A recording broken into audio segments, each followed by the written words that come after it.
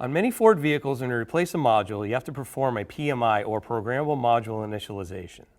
What that does is it takes information off the existing module and copies it to the scan tool. Then you replace the module, and you'll take the information off the scan tool and paste it back into the new module, making it quicker to set up. So let's walk through how to do that.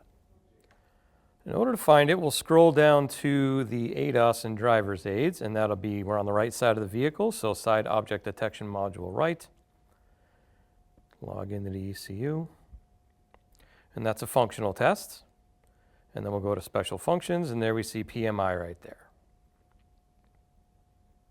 It's going to verify the VIN, we'll say yes. And then if we were going to repair this, so read data from the old module. So we would take the data from the old module.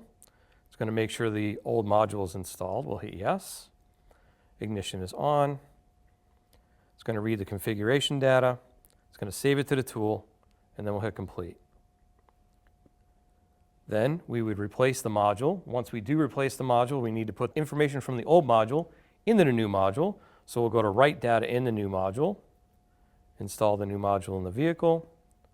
Once it's in there, hit the ignition switch. And then it takes the information that was copied off the tool and puts it into the new module.